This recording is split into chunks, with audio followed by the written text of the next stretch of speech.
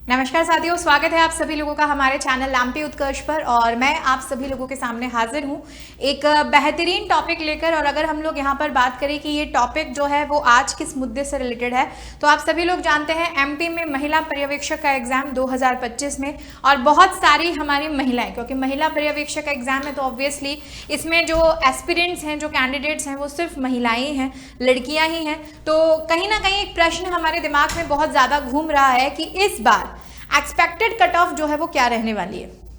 और इस cut off को अगर हम लोग पिछली बार हुए महिला पर्यवेक्षक एग्जाम से कंपेयर करें तो मैम इस बार कट ऑफ के चांसेस जो है वो क्या बढ़ने के चांसेस ज़्यादा हैं या कट ऑफ कम होने के चांसेस हैं, या क्या क्या ऐसी चीज़ें हैं जिसकी वजह से हम एक अनुमानित कट ऑफ का अंदाज़ा जो है वो यहाँ पर क्या कर सकते हैं, लगा सकते हैं। आपके इन्हीं सारे प्रश्नों का जवाब देने के लिए मैं आज इस सेशन में यहाँ पर हाजिर हुई हूँ। तो जितनी भी हमारी महिलाएं हैं मध्य प्रदेश की, जितनी भी लड़कियाँ हैं, जल्दी से इस सेशन को ज्वाइन कर लीजिए और इवन अपने सभी महिला कैंडिडेट्स के साथ शेयर भी कर दीजिए, ताकि एक जो भ्रम है, क्योंकि मार्क्स जो है वो तो कहीं ना कहीं हमने अपने लगा लिए हैं, लेकिन उनमें भी एक पैरामीटर है, और वो पैरामीटर ये है कि आपके जितने नंबर आए हैं वो आपका रिजल्ट नहीं होगा। क्या समझे आप? आपके जितने नंबर आए हैं वो ही आपका रिजल्ट जो है वो रिजल्ट नहीं होगा। मैम आप ऐसा क्यों कह रहे हो? ऐसा मैं इसलिए यहाँ पर कह रही हूँ क्योंकि इस बार जो कट ऑफ का आधार होने वाला है, ठीक है, वो आधार नॉर्मलाइज्ड मार्किंग जो है वो यहाँ पर रहने वाली है। यानी क्या मैम हमारे रिजल्ट में नॉर्मलाइजेशन स्कीम को फॉलो किया जाएगा? तो मैं बोलूँगी हाँ, नॉर्मलाइजेशन स्कीम को बिल्कुल आपके एग्जाम में फॉलो किया जाएगा। और फॉलो करने के बाद जो आपका रिजल्ट बनेगा, ठीक है, वो रिजल्ट या वो कट ऑफ जो है, वो मार्क्स जो है वो आपके मेरिट लिस्ट में क्या होंगे, चढ़ाए जाएंगे। ठीक है, यानी उनके बेसिस पर जो मेरिट लिस्ट है वो क्या की जाएगी, तैयार की जाएगी। तो अभी कहते हैं ना कि एग्जाम जो है वो एग्जाम हमने दिया, और सपोज मैम मेरे तो 170 नंबर आ रहे हैं या मेरे तो 180 नंबर आ रहे हैं, तो क्या मेरे 170 नंबर पे कट ऑफ निकलेगी, 180 पे कट ऑफ निकलेगी? तो नहीं, है ना। ये बहुत क्लियर जो है वो क्लियर बात है कि आपका जो भी रिजल्ट आएगा उस रिजल्ट पर नॉर्मलाइज्ड मार्किंग जो है वो की जाएगी, और उस नॉर्मलाइज्ड मार्किंग को करने के बाद जो है वो आपकी फाइनल मेरिट लिस्ट तैयार यहाँ पर होगी। अब नॉर्मलाइज्ड मार्किंग के क्या क्या फायदे हैं, क्या इससे मैम मेरे नंबर कम हो सकते हैं या ज़्यादा हो सकते हैं, तो ये डिपेंड करता है उन प्रश्नों पर जिन प्रश्नों को इन नॉर्मलाइजेशन में रखा जाएगा। हो सकता है किसी बच्चे के मार्क्स जो हैं वो उसमें इंक्रीज भी हो जाएं, और हो सकता है किसी बच्चे के मार्क्स जो हैं वो उसमें थोड़े बहुत कम भी आ जाएं। तो हम लोग ऐसा मान के चलते हैं कि मैम हम इसमें एक पैरामीटर रख लेते हैं लगभग 5 नंबर का, है ना, कि मेरे 5 नंबर या तो ऊपर हो सकते हैं या 5 नंबर नीचे जो है वो नीचे यहाँ पर देखे जा सकते हैं, और उसके आधार पर जो है वो आधार पर हम लोग यहाँ पर जो है वो अज्यूम कर लेते हैं। लेकिन उससे पहले आप सभी लोगों को पता है कि महिला पर्यवेक्षक का एग्जाम जो है वो 2017 में भी हुआ था, और 2017 में जो कट ऑफ थी वो कट ऑफ यहाँ पर आप लोगों के सामने है। अगर मैं यहाँ पर बात करूँ तो जनरल की कट ऑफ जो है वो 149 मार्क्स पे गई थी, ओबीसी की कट ऑफ 146 पे गई थी, एससी की कट ऑफ जो है वो 140 नंबर पर थी, और एसटी जो महिलाएं थी उनकी कट ऑफ जो है वो यहाँ पर 134 नंबर पे यहाँ पर गई थी। तो मैम इस बार जो है वो, इस बार कट ऑफ का दायरा जो है वो बढ़ सकता है या घट सकता है। ठीक है, देखो हम बोर्ड नहीं है, और एक बहुत बड़ा जो है हुजूम है, और उस हुजूम में हम लोग बिल्कुल कहते हैं ना कि बिल्कुल सटीक अनुमान भी नहीं लगा सकते। अनुमान तो लगा सकते हैं लेकिन बिल्कुल सटीक अनुमान नहीं लगा सकते। लेकिन हमारे अनुमान लगाने के पैरामीटर्स क्या क्या होंगे, तो देखो पैरामीटर्स की अगर हम लोग यहाँ पर बात करें तो पेपर का जो लेवल है ना, जितना एनालिसिस किया और जितना देखा गया, पेपर का लेवल जो था वो ना तो बहुत ज़्यादा आसान था ना ही बहुत ज़्यादा कठिन था। मतलब पेपर लेवल इज मॉडरेट। हम लोग कहते हैं जब पेपर बहुत ज़्यादा आसान होता है तो कट ऑफ बहुत हाई जाती है, जब पेपर बहुत ज़्यादा टिपिकल होता है तो कट ऑफ बहुत कम जाती है। लेकिन यहाँ पर पेपर ना तो बहुत ज़्यादा आसान था और ना ही बहुत ज़्यादा जो है वो क्या था, मुश्किल था। यानी पेपर का जो लेवल था वो लेवल यहाँ पर मॉडरेट था। दूसरी बात, अगर हम लोग सीट्स की यहाँ पर क्या करते हैं, बात जो है वो बात यहाँ पर करते हैं कि मैम ये जो महिला पर्यवेक्षक है इसमें इस बार वैकेंसीज जो है वो, वैकेंसीज अगर हम लोग देखें तो लिमिटेड वैकेंसीज हैं। मतलब फॉर्म भरने वाले बच्चों की संख्या देखें तो लाखों में फॉर्म जो है वो फॉर्म हमारे पास भरे गए हैं, लेकिन उन लाखों फॉर्म्स की तुलना में अगर हम लोग सीट्स को यहाँ पर कंपेयर करें तो वो सीट्स बहुत ज़्यादा लिमिटेड है। यानी मैंने यहाँ पर एक शब्द लिखा है कटिंग थ्रॉट कंपटीशन, गला काट प्रतिस्पर्धा जो है वो यहाँ पर इस बार होने वाली है। अगर मैं बोलूँ कि कंपटीशन कम है, नहीं, कंपटीशन कम नहीं है।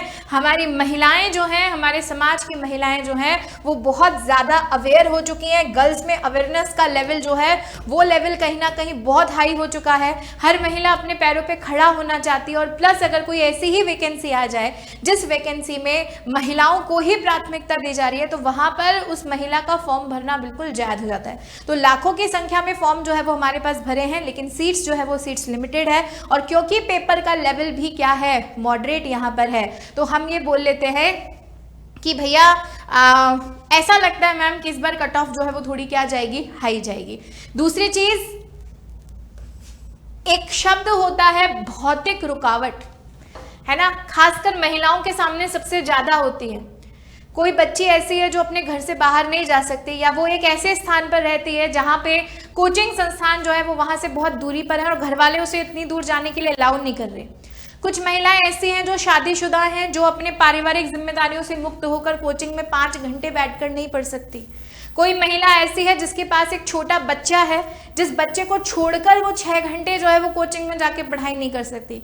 तो आज के समय में अगर मैं मान के चलूँ ना, पहले का समय ऐसा होता था कि ये भौतिक रुकावटें जो है वो बहुत सारी लड़कियों को रोक देती थी, है ना, कि यार नहीं, मैं तैयारी नहीं कर पाऊंगी। लेकिन आजकल जो ऑनलाइन मोड है, ऑनलाइन मोड पर सारी कक्षाएं हैं, सारे कोर्सेज हैं, तैयारी के आप लोगों की कहते हैं ना कि आप लोगों की जो सुविधाएं हैं उन सुविधाओं के अनुसार आपको तैयारी के पैरामीटर्स जो है वो ऑनलाइन मोड में मिल रहे हैं। तो उसको लेकर ये भी कहा जा सकता है कि मैक्सिमम लड़कियों ने बहुत अच्छी तैयारी की है। एक ऐसी लड़की जो एक भौतिक रुकावट की वजह से कहीं ना कहीं उस चीज़ को अपनी तैयारी में बाधा मानती थी, वो व्यक्ति या वो लड़की भी तैयारी में कहीं ना कहीं बहुत आगे निकली है, क्योंकि उसे इस ऑनलाइन माध्यम से तैयारी के बहुत सारे साधन मिल चुके हैं। तो ये जो ऑनलाइन मोड है इसने कहीं ना कहीं प्रिपरेशन को बेटर किया है, कहीं ना कहीं तैयारी को सुविधाजनक जो है वो सुविधाजनक महिलाओं के लिए बनाया है। तो हम ये भी कह सकते हैं कि भाई पेपर के हिसाब से इस बार जो है वो इस बार हमारी लड़कियों की तैयारी भी बहुत बेहतर थी, क्योंकि सीट्स लिमिटेड है, गला काट प्रतिस्पर्धा है, लड़कियां अवेयर भी हो चुकी हैं समाज में अपने अस्तित्व को लेकर, अपनी पहचान को लेकर, तो कहीं ना कहीं तैयारी भी बेटर थी। तो अल्टीमेटली मैम मेरे सामने जो है वो मेरे सामने तो एक कंक्लूजन यहाँ पर ये आ रहा है कि भैया कट ऑफ पिछली बार की तुलना में, यानी 2017 से मैं 2025 को कंपेयर करूँ, चाहे टेक्नोलॉजी के मामले में, चाहे गर्ल्स की अवेयरनेस के मामले में, चाहे कंपटीशन के मामले में, तो मैम कट ऑफ इस बार क्या जानी चाहिए, हाई जानी चाहिए। ठीक है, और हाई जाने के पैरामीटर्स अगर मैं यहाँ पर बताऊं, ठीक है, तो दिस इज आर एक्सपेक्टेशन, ये मेरी जो है वो मेरी एक्सपेक्टेशन है। अब जब हमारे सामने रिजल्ट आएगा तब देखते हैं कि ये कितना खरा उतरती है, इसमें 1-2 पॉइंट ऊपर नीचे का फेरबदल होता है। वो महिलाएं जो आंगनबाड़ी कार्यकर्ता हैं और जो गैर आंगनबाड़ी हैं, अगर इन दोनों की कट ऑफ को हम लोग यहाँ पर देखें तो ऐसा लगता है कि इस बार जनरल की कट ऑफ जो पिछली बार 149 नंबर पे गई थी, इस बार हो सकता है वो कट ऑफ 160 से 165 नंबर पर क्या हो जाए, पहुंच जाए। अगर आप इतना अचीव कर रहे हो तो आप लोगों को मेक श्योर हो जाना चाहिए कि आपका सिलेक्शन हो जाएगा। जो गैर आंगनबाड़ी है उसमें 175 नंबर कट ऑफ जाएगी। ओबीसी जो है इसमें 150 से 155, यहाँ पर जो है वो यहाँ पर 170, यानी इसको हम लोग 160 से 170 भी बोल सकते हैं।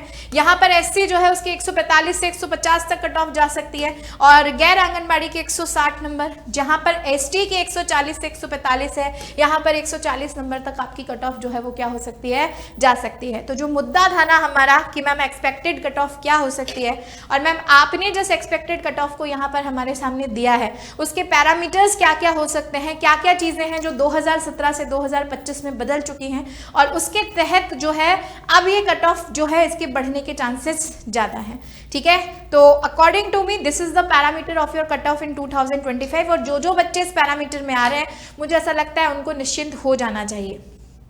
ठीक है, उनको बिल्कुल निश्चिंत हो जाना चाहिए कि 100% तो नहीं कहूंगी, लेकिन हाँ 95 to 98% आपका एग्जाम क्लियर यहाँ पर हो सकता है। ठीक है, तो ऐसी सभी जानकारियों के लिए हमारी सारी लड़कियां, हमारी एमपी की सभी महिलाएं इस चैनल से जुड़े रहिए। हमारा चैनल है एमपी उत्कर्ष, अगर आपने अभी तक सब्सक्राइब नहीं किया है तो सब्सक्राइब कर दीजिए, बेल आइकन को प्रेस कर दीजिए ताकि आने वाले ऐसे सारे इंपॉर्टेंट नोटिफिकेशन जो है वो आप लोगों तक क्या हो सके, पहुंच सके। Thank you so much, good bye, take care बच्चों, जय हिंद।